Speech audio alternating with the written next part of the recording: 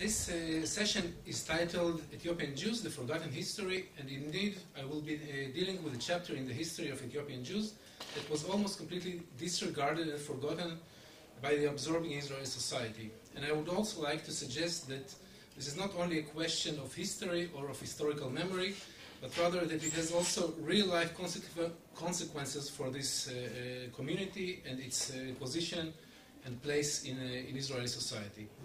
I will start with a question. What do we really know about the newcomers from Ethiopia around the time of their arrival in Israel in the 80s and the 90s?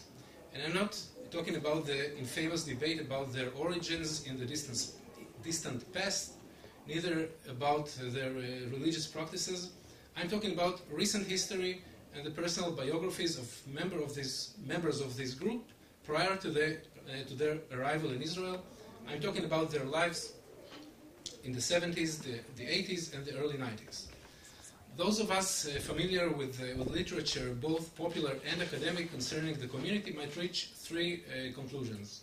One, that generally speaking, their way of life remains static and changed only marginally throughout the decades and even the centuries prior to that period. Two, that Ethiopian Jews, formerly known as Beta Israel or Falasha, were very much disconnected from Ethiopian society, alienated from it, and persecuted by Ethiopians. And three, that their mental, ideological world was mostly, if not entirely, populated by religious beliefs and by the messianic longing for Jerusalem. On the other hand, there is another body of literature about general politics and historical events in Ethiopia at that period that seem to show a completely different image.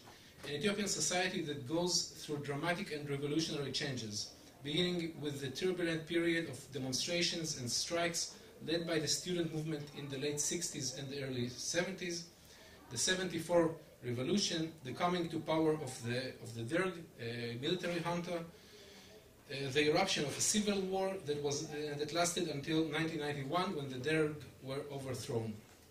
This huge difference between the two bodies of literature attracted my curiosity. Was it really the case that Ethiopian Jews were disconnected from all that was going on in Ethiopia at that period? I decided to start interviewing Ethiopian Jews, Israeli citizens nowadays, to try and look more deeply into this peculiar gap. I found out that not only the Jews were influenced by the political historical changes that swept Ethiopia, but that actually quite a few of them took an active part in the political struggles and in the historical events in Ethiopia at that period. Especially, they took part in two prominent political parties and revolutionary groups, the EPRP and the TPLF. The stories of these men and women are the focus of my talk, as well as the possible meanings of these stories for our understanding of this community and for their place in Israeli society. First, a short historical introduction. In the background, you can see a map of Ethiopia during the pre-revolutionary times. Eritrea was actually, unlike in this map, Eritrea was included inside Ethiopia. Later it became independent. Mostly what I will be talking about, much of the struggles appeared in the areas of Gondar in Tigray, and definitely in Eritrea, which you see on the top of the map, on the northern parts. And those are also the areas where the Beta Israel, the Falasha, especially Gondar and the Tigray, those were the areas where they resided. First, about the EPRP. The EPRP, Ethiopian People's Revolutionary Party, in Amharic, Ethiopia Hizbawi Abiotawi Party, EHAPA, was the most promising, the most prominent political party in the first period before and after the 74 revolution. Its founders were leaders of the student movement, and many came from universities abroad. In accordance with the spirit of the times, the EPRP was a Marxist-Leninist party, but also incorporated ideas of freedom, equality, democracy, and justice. A central practice of the EPRP was creating a net of underground cells of 4 to 5 members who met secretly and regularly for the purpose of studying revolutionary texts, as well as conducting acts of propaganda and mobilization. The popularity of the EPRP was so immense that even among highly ranked state officials, as well as among members of the Derg, the Derg is the military junta, there were those who secretly participated in EPRP cells or supported it. After the 74 revolution, EPRP was not ready to accept the Derg's authority, called the military junta fascists, and demanded a popular government to be established. Pretty soon a direct confrontation erupted between the EPRP and the Derg. The Derg declared officially a campaign of red terror, in Amharic. There was this famous scene when Mengistu Haile Mariam smashing bottles of red liquid and declares, "We start now a campaign of red terror." And it was a dreadful campaign indeed. They used to imprison young students who were suspected of being part of the EPRP or other organization, tortured them, demand that they give away their friends and family, and execute them.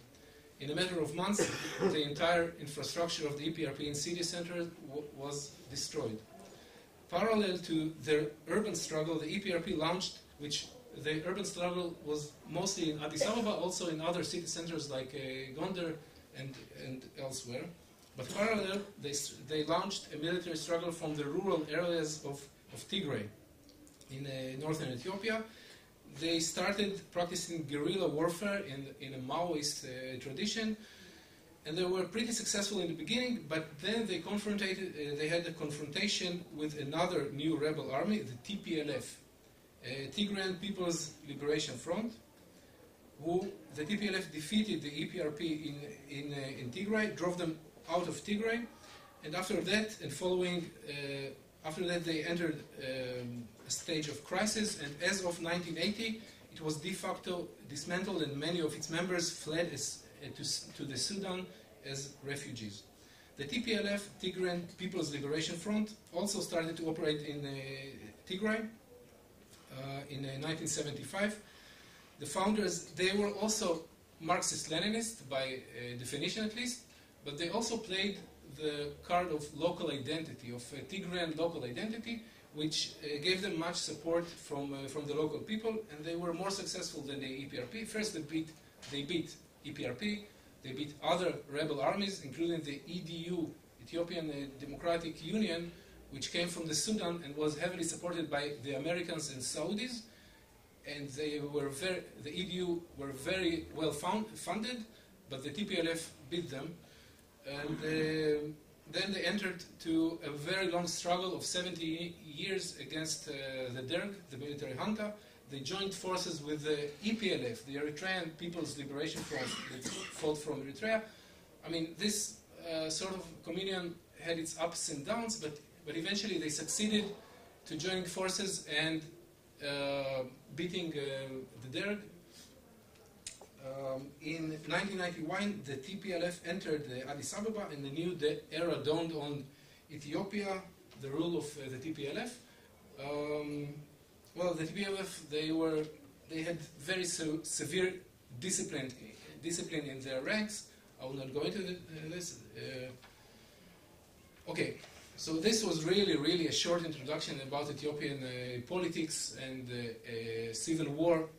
And now the question, what does all this have to do with Ethiopian Jews, formerly known as Beta Israel or Falasha?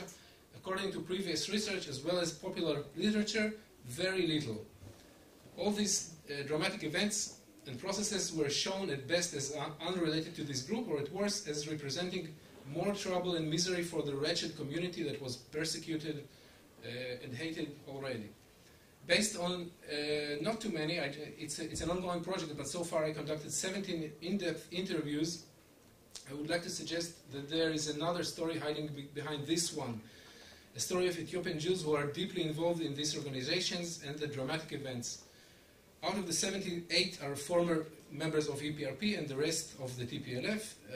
Typically, members of EPRP were active in the 70s, left the organization with its de facto dissolution in 1980, and after a period in Sudan, they arrived in Israel. Members of the TPLF usually joined the organization during the 80s and served in its ranks until the victory in 1991 and several years beyond. They arrived in Israel in the late 90s and beyond. they were in different positions in those organizations. Some were fighters, some were political activists, they call themselves commissars, etc. But what is, besides the variation in roles, etc., there was one central feature that united them all: the way their personal biographies were intertwined in the greater story of Ethiopian revolution and civil war in the 70s and the 80s. Cumulatively, it seems that everything I described before and much more that I couldn't go in detail, they were part of. They were part of the underground cells and reading groups. They read at the age as early as 14, 15, 16. They were reading Marx and Mao and the Vietnamese revolutionaries, etc., who were their central inspiration. Some of them were not only in reading groups, some of them were publishers. They secretly, clandestinely wrote and printed and published leaflets and you might call them newspapers for the people in great danger, great risk for their lives. Etc. Many of them were fighters, some of them were dispatched in Eritrea. The worst fighting was going on in Eritrea for many years, including the using of chemical weapons and jets and artillery. And some of the people I interviewed who were TPLF members, they had to survive all this. It was very, very hard and lengthy war. When looking deeper into their stories, just for 1 second, let's join faces to those groups I was talking about. On the top left, we see Isaias Afewerki, the leader of EPLF, Eritrean People's Liberation Front, and nowadays it's a controversial president. Down here on the left, we see Mengistu Haile Mariam, the leader of the Derg, the military junta. To his right, we see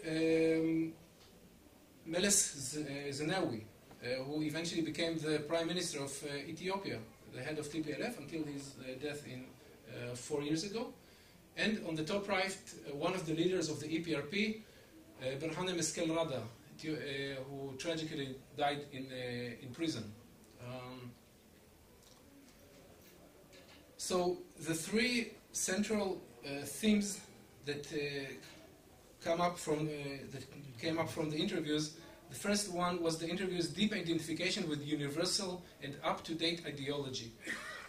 Here we can see a testimony. I asked the person, okay, what were you fighting for? What were your ideals? And he said, and they had a very strong and clear vision. What were they fighting for? They were not, just used as soldiers for reasons they didn't understand. He said, we were very clear. One, we wanted land for the farmers. This was a big deal. Meret Larashu is one of the central slogans of all of revolutionary Ethiopia. 2, democratic rights to different groups, nations and nationalities. And 3, a democratic state. What particularly stood out was the all-inclusive ideology, an ideology of equality and non-discrimination to groups or individuals based on religion, ethnicity, nationality, or gender.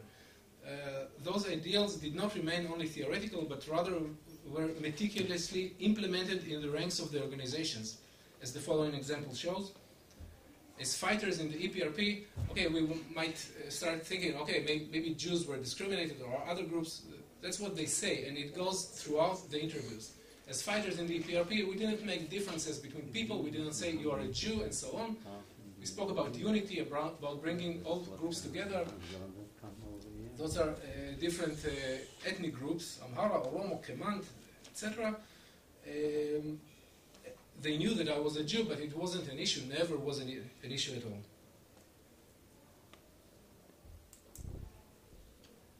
The second theme is their deep solidarity with Ethiopia and with the organizations they were part of. One of the strongest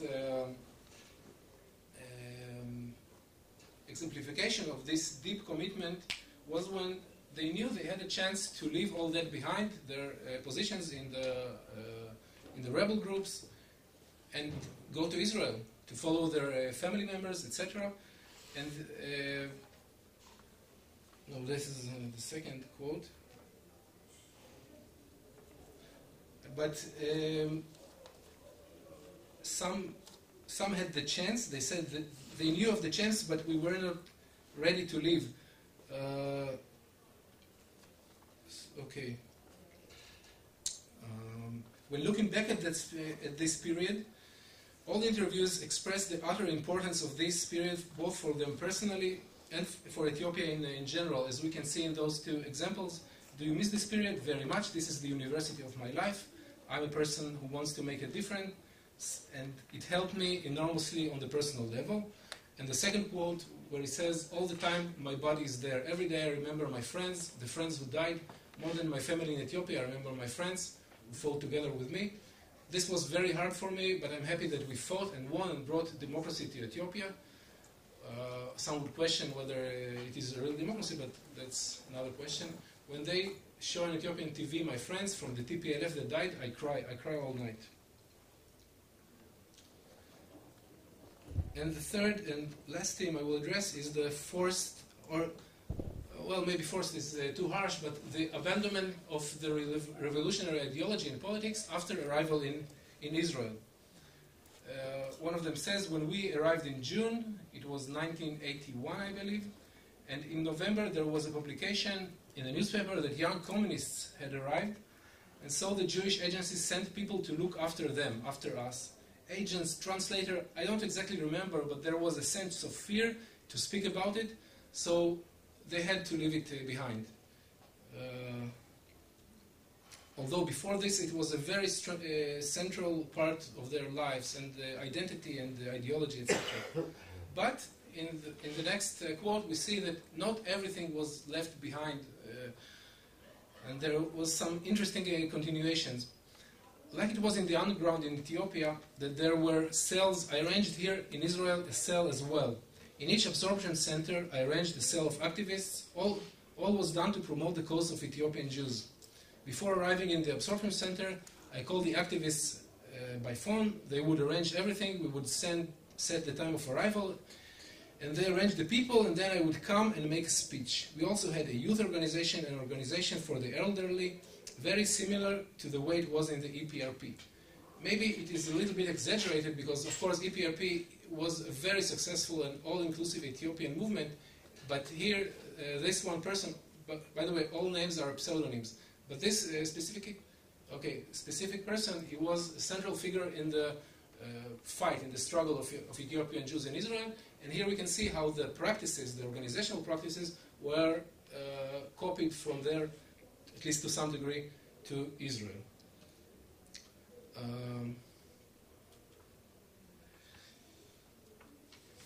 Okay, so now I would like to discuss the question, what are the meanings of all that for our understanding of the Israel-Ethiopian community and their lives in Israel?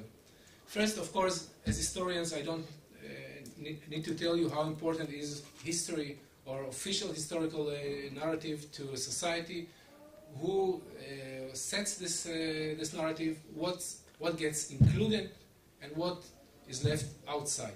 Okay, so it seems that the official historical narrative concerning Ethiopian Jews in Ethiopia, while still in Ethiopia, was constructed by the absorbing society on three major pillars: the Ethiopian Jews' static way of life that changed only marginally, their detachment from Ethiopian society, and constant persecution by other groups, and the community's mental, ideological, I don't know how to call it really, world, as being populated exclusively by Jewish religion, albeit in its unique Beta Israel form, and by the messianic longing for Jerusalem. This narrative crystallized, I would like to suggest that it crystallized a one-dimensional image of stagnation, of backwardness and detachment. Although this narrative was supposed to help the community enter more smoothly into the Israeli Jewish collective, it was actually a disservice, a trap that crystallized an image of their past that presented them in an unflattering light. The biographical narrative presented here seemed to challenge all three pillars of this deterministic narrative. They tell of a very dynamic period that saw dramatic changes in traditional authority and the rise of young generation of men and women with new and progressive ideas. The narratives are in no way those of detachment and estrangement from Ethiopia, but rather of powerful connection and solidarity with Ethiopia. The narratives show that the mental, conceptual, ideological world of Ethiopian Jews was not necessarily confined to the Beta Israel holy scriptures and traditions, neither to the aspiration of making a messianic pilgrimage to Jerusalem. The narrative here might suggest an alternative history, an alternative image of the Jewish community while still in Ethiopia, an image of dynamism, of ideological progressiveness, of commitment, of a universalist worldview, and of solidarity. It is my hope that this process of disclosure of the forgotten history will encourage a re-examination of the widespread imagery of the Ethiopian community in Israel and hopefully empower them in the long and bitter struggle for respect and acceptance by Israeli society. Thank you.